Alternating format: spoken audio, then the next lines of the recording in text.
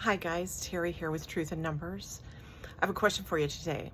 Have you ever been out walking in a green space, whether that's a park, the woods, somewhere in the country, and run across a swarm of small insects, gnats that kind of hit you at face level? I know that that's happened to me a couple of times, whether that's been at a park or out in the woods. And I just want to like swat them away from my face. I've got to close my mouth really quickly so that I don't inhale these little bugs and try to get through past the swarm so that I can, keep walking along the path that I'm on. And I bring that up because that's how I feel when Three Shirts to the Wind, Steve Bannon talks. And he's going to be released from jail pretty soon, early November. And so he will have access to the airways again, and we'll have to deal with that. I think of him in terms of, I think bloviation is a good word for some of the things that he says. Before he went to jail, I think of the interaction that the response that he had to something that Andy McCabe said on TV. Andy was talking about how Andy was talking to his colleagues, friends, family about if Trump were to get elected, how do we assess our safety here in the United States? Should we move overseas? Those kinds of things. And Bannon's reply was basically piranha face up in McCabe's grill, and it was trying to instill fear in him. It was a lot of bluster.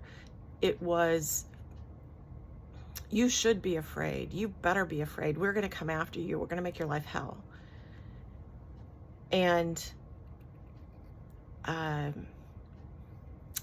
I find the threats very juxtaposed to McCabe's position. And I don't know Andy McCabe at all, but just given the data points that you see in his comments on television, what I took away from it was that McCabe was connected to his friends and colleagues and family. He was connected to himself in terms of, this could get scary. It could be very inconvenient. It could be a problem. And he was doing an honest assessment with his friends and family and coworkers to look at safety issues and options in light of those safety issues, potential safety issues.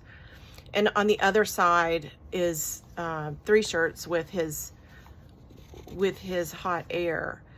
Now, McCabe, to me, exhibited in that pocket of words that he gave on television, substantive humanity.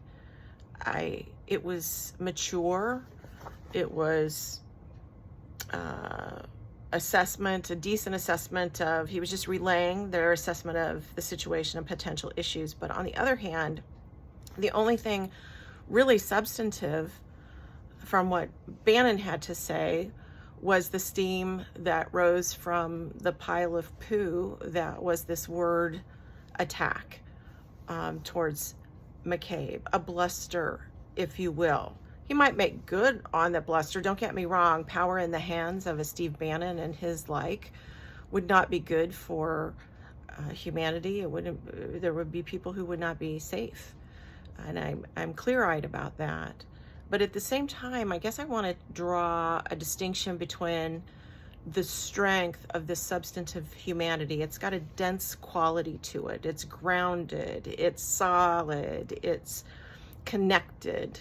Andy McCabe, in that segment of conversation on television, that's what I took away from it. He's being a normal, solid, connected human being. Versus this steam, if you will, that's going to dissipate quickly into thin air. So, Bannon will get released. Uncle Steve is going to be in his corner of the airwaves on Thanksgiving and Christmas and through inauguration. We're going to have to deal. We will deal with it. We'll bob and weave. We'll figure it out.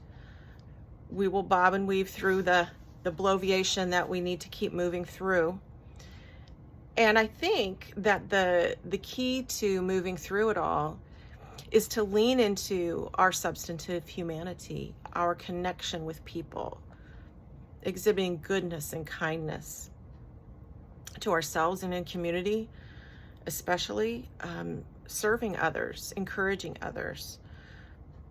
Because this dense goodness is so much stronger and substantive than the steam. And that's the bulk of the message for today. That's all I have to say, except for let's take care of ourselves out there, and we'll see you next time. Bye-bye.